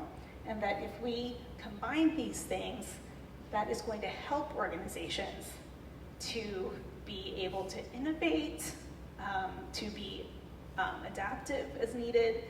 We've said vitality because that we really believe in the component of being a healthy organization, which also means the individuals who make up organizations need some support to be healthy and well in doing this work. And then that overall, that can lead to sustainability for the work that is so important. On an ecosystem level, we are thinking this will have, we think and hope that this approach will have benefits beyond the individual organizations that are broader. So, for example, that this will help the ecosystem, arts and culture ecosystem, also become more sustainable, to be healthy, and to be able to adapt to changing conditions. And that also it can help to strengthen relationships, maybe even result in new relationships between and among organizations, and between organizations and the communities they're serving. And also that if this happens over time, you heard Gulin talk about how this is a pilot program, and we hope and anticipate that we will be able to learn some things and test some approaches and demonstrate some benefits that will allow the program to continue, so that if we can do that, then these benefits will gain critical mass over time. And because again, it takes time to create transformation, especially that's ecosystem-wide. And then of course, funding appears here again because you have to have the funding. And the funding is a combination of unrestricted and restricted, probably, that will be required. And so we hypothesize that if we bring these ingredients together, it can result in good health across the ecosystem, greater positive impact, and we hope abundance, a feeling and a reality of abundance. So these are some of the hypotheses that we are operating under and that we aim to test through this program.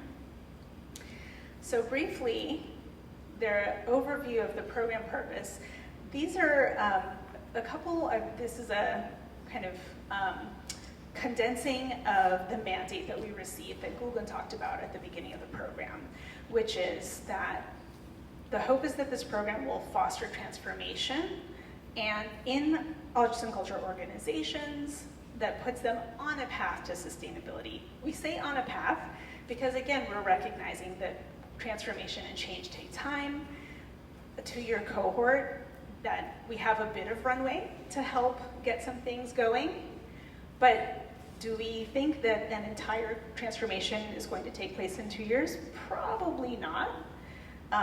You heard a little bit from our friends about they're still on their journey, and you're 5-ish years into the journey? Yes. So on a path to sustainability, on a path to transformation, and that we are wanting to pilot and refine an approach to hopefully successfully support more organization after the initial cohort.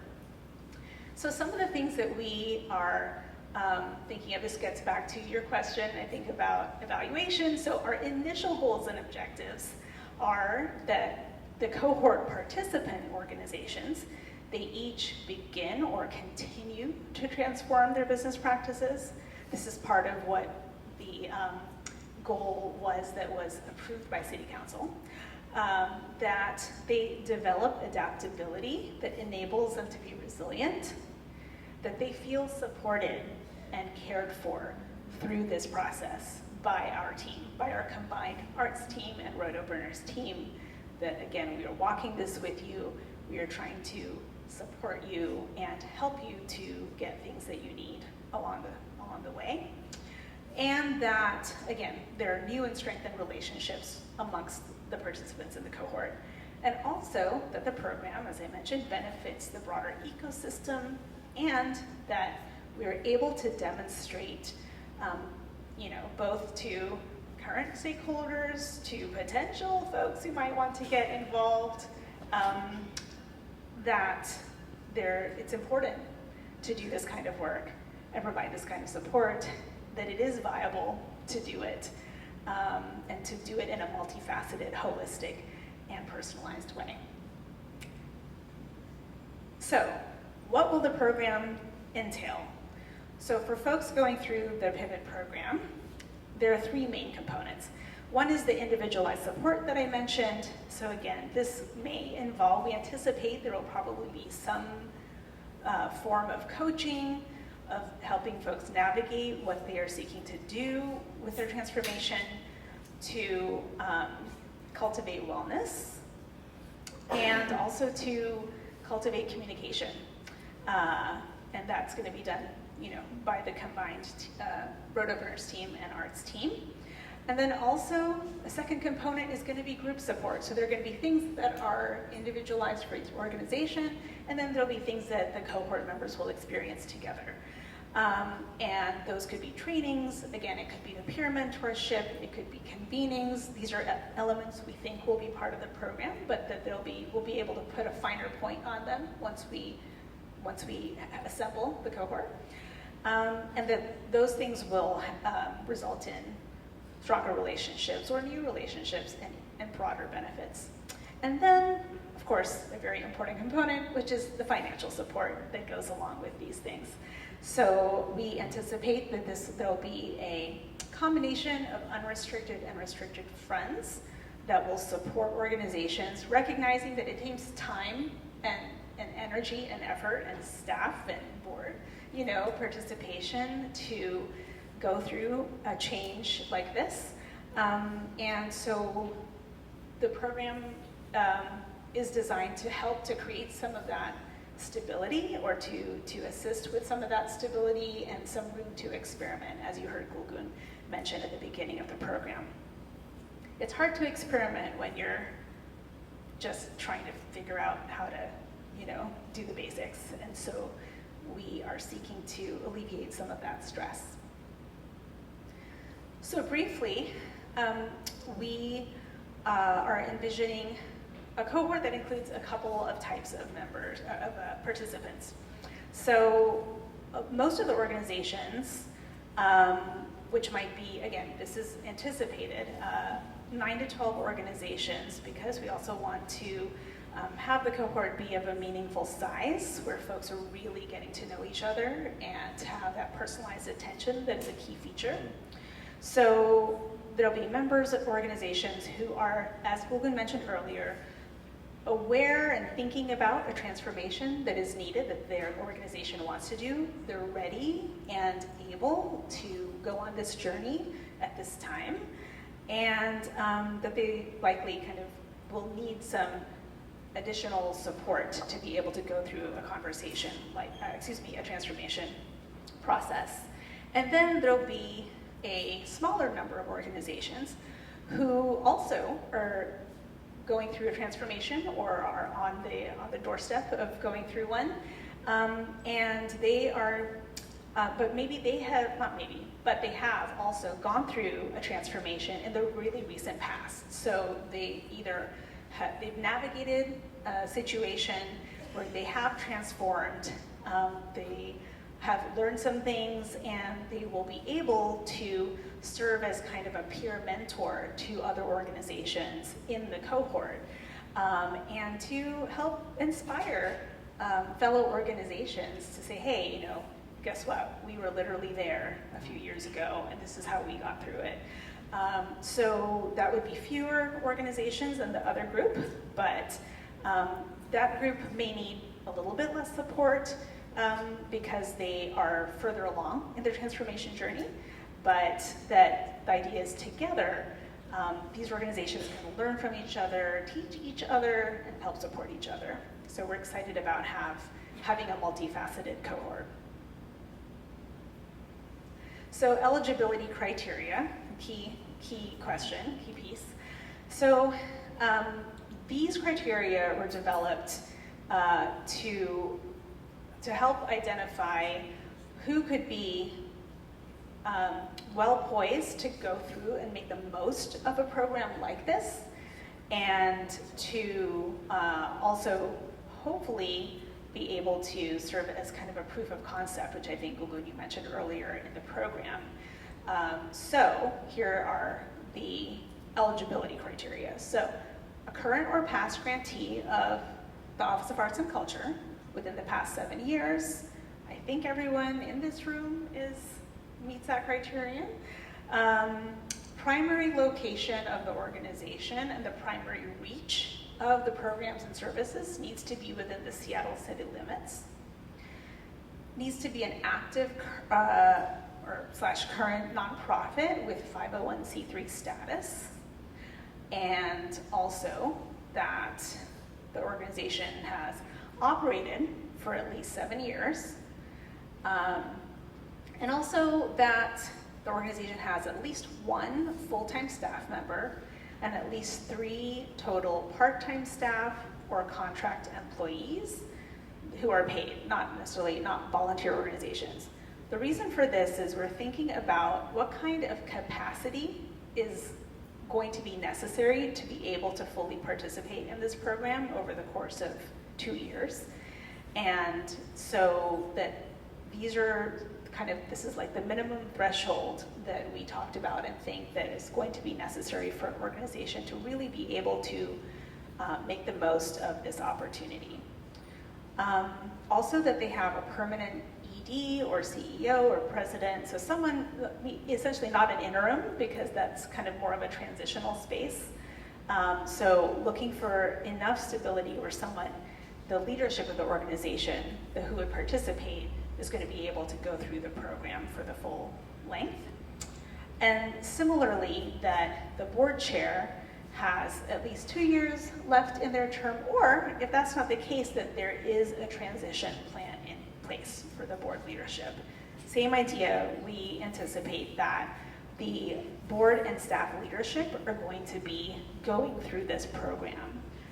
And so we want to make sure that that's not in flux during the duration of the program. And then that, as Gulgun mentioned earlier, that the organization has identified and can articulate what is the challenge or the opportunity or opportunities that require organizational transformation, and that they can demonstrate that they're really committed to doing that work and to being able to to fully participate and commit during the 2 years. I know I typically try not to read everything on a slide, but this is such a critical piece that thank you for bearing with that. That's why I went through all of the items.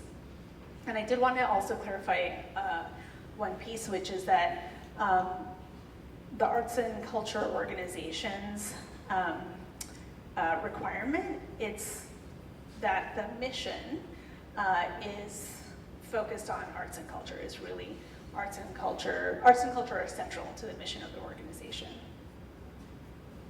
So what are some of the things that we collectively as the Office of Arts and Culture and Road Openers team will be looking at and thinking about when shaping this cohort? So some of those are thinking about having organizations involved who serve as a hub for community engagement and for collaboration with other organizations, arts and cultural and otherwise. Also thinking about organizations being in that mix that operate a cultural facility, such as a city-owned building or landmark building, et cetera. There's a range of ways that that might look, but just thinking about having that represented in the mix in the cohort. Also, we'll be thinking about Seattle's demographics. You know, I don't know if we'll be able to perfectly match Seattle's demographics with this particular cohort, but we are going to be thinking about them as we're looking at forming the cohort. Also, geographic diversity, wanting to make sure that that's represented in terms of where organizations are located and whom they're serving. A diversity of artistic disciplines and organization types, and also just being aware of any potential links or existing kind of relationships among organizations that could amplify the impact of this program beyond the individual organizational impact. So what's the process and the timeline for this? So there will be a two-phase process. The first phase is letter of intent, and that will open next Tuesday, November 4th. You will receive this information in a follow-up email, okay? And so that is going to be via Submittable. And it is a brief, not a completely open form letter, but a little bit of basic info about your organization and then a few short questions. That'll be open for a month, and during that time, we will be hosting info sessions and drop-in Q&A sessions so that you can get your questions answered. And so those will be happening. We'll share those dates as well. Those will be virtual, so you can register for those. December 1st, I think that's wrong. Sorry, that's a typo. I think Alex, wherever else, I think it's just the 10th. Yes, there's a 0 missing. Sorry, okay, December 10th is when the submissions will close. And then we will have panels through December into January evaluating the letters of intent. And then in late January is when we're aiming to be able to invite folks to the second phase of the process, which is an interview. And so those will be virtual. So, and then along with the interview, there's some additional information we'll likely ask for, including some budgetary information and some kind of documentation that the Office of Arts and Culture needs to have on hand. And then we plan to do the interviews in late January, early February, and hopefully by mid to late February, we'll have identified the cohort members and notified all applicants of the results of that. And then hopefully into February and March, the cohort invitees would do their contracting with the city, with the Office of Arts and Culture for the grant awards that would accompany participation in the cohort. And then we hope to get started with the cohort work in earnest in spring, later in spring. I'm not going to read all of these to you. I'm just going to say that these are the letter of intent questions, and you will get, you know, a link to this in our follow-up communication. And Generally speaking, there's some kind of basic info up front that's kind of easy information like contact info, what was your most recent grant. But then the other questions are trying to help us understand more about what is the kind of transformation your organization is seeking to make, what kinds of barriers might you foresee to doing that, and why do you think this program could help you with navigating this transformation? And what do you think, kind of helping us understand the organizational culture, you heard that talked about earlier, and also how, what hopes you have for the impact of participating in the program. So those are the general topics. And then for organizations who might be interested in serving in that mentor role within the cohort, we'll have an additional question that just is asking you more about what's the transformation you've already navigated, and tell us more about your interest in serving as that mentor participant. So just briefly, in the second quarter of next year is when the funding would begin, and we'd start to talk with the individual organizations to help do that tailored next bit of program design, and then also to begin working together as a cohort. We plan to do some convenings, and there'll be ongoing individualized and group support. And then this is just showing the initial general design for the first year. And so this is how it would unfold with year 2 funding being distributed in spring of 2027. And then immediate next steps. So again, Tuesday, November 4th is when the LOI submissions open. You can see here, and again, you'll receive this information, that we have an info session and that we will record and post on the city's website, and then also we'll have drop-in virtual Q&As at different times of day, different days, and we're trying to do one each week, except for Thanksgiving week. But every other week, we've got one planned. So we really invite you, to consider whether this is a program that you're interested in and is a good fit for you right now, and also to attend the info session and any drop-in Q&As, to have conversations. Alex and I will be hosting these, and to keep in mind the submission deadline about a month later. And so with that, I would like to ask Gulgun if you'll join us. Yeah, and Alex, of course, both we can come up, and thank you, Stacy. We can open it up for Q&A. Yes, Stacy, could you run a mic around, please? I don't know if we still have. Find one. Okay. Thank you. Yes, and I can also. Great. Okay. Thank you. Stacy. Oh, go ahead. Wherever you see hands waving. Thanks. My name is Erin Fanning, and thank you very much for your time and your presentation. I have 2 quick questions. One, I'm not sure why you didn't send out the criteria, or maybe you did and we didn't see it. That would have been good up front.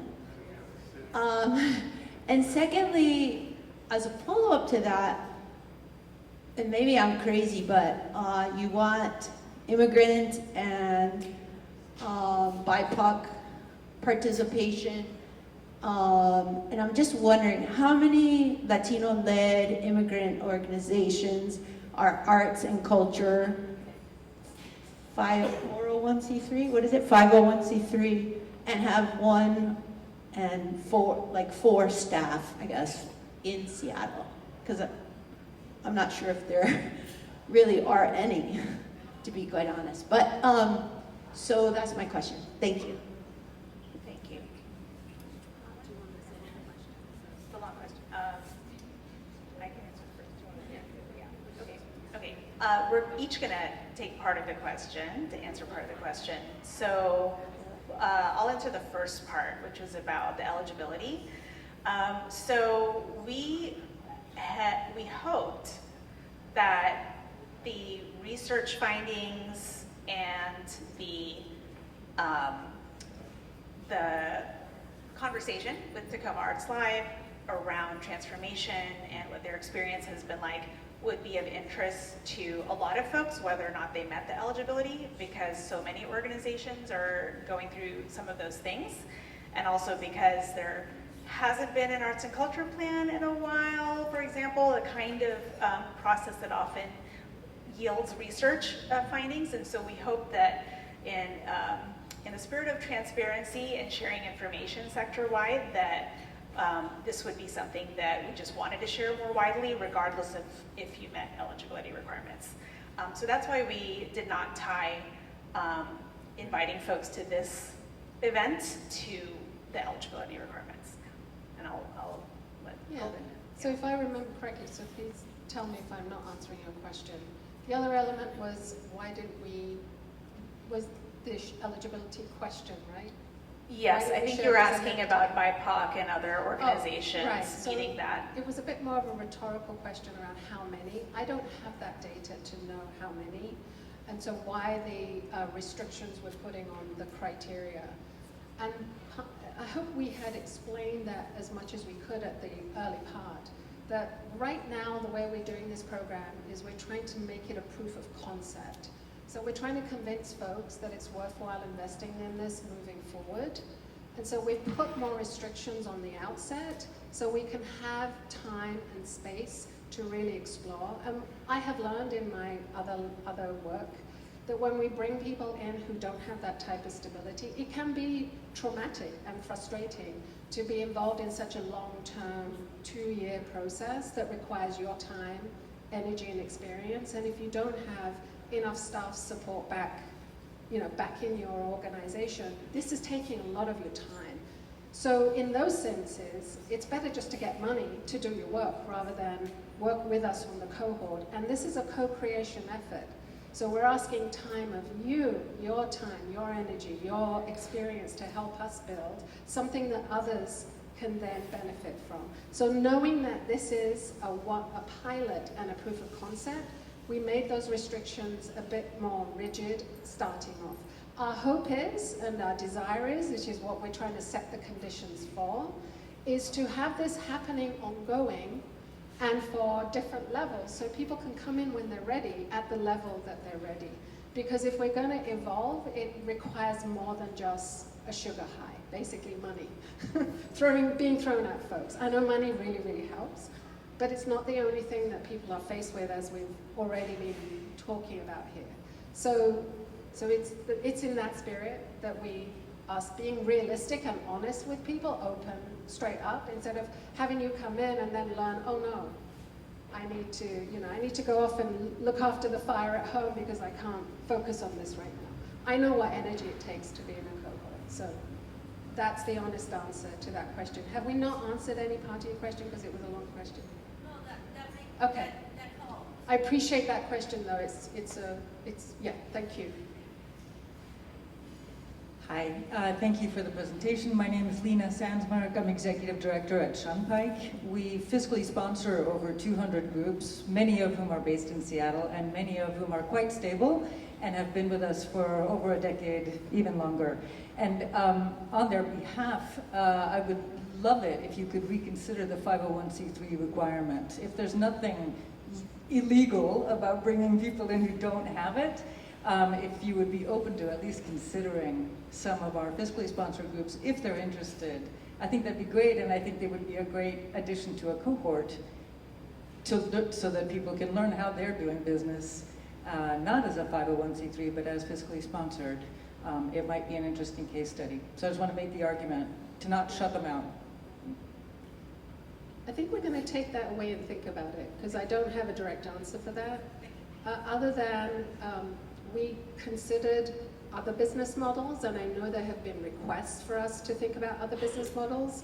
But again, given the time and the resource where it came from the city, it was very clear to us in terms of our funding mandate, because we get funded too to do this, that we had to address the arts and culture nonprofit sector first, right, before we went off into others. But let's think about the fiscally sponsored issue. So we're going to take that away. Thank you. Great, thank you. Let me take it over here, and then I'll circle back. Okay, on this side of the room. Thank you.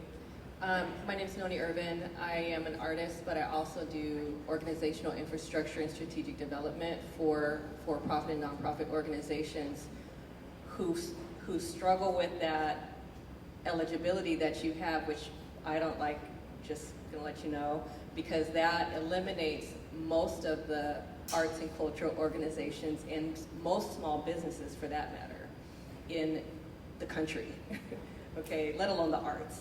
So the work that we do on the organizational side brings the capacity, the staffing augmentation, the technology integration so that because there's no lack of vision, there's no lack of creativity, there's no lack of artistic expression or output.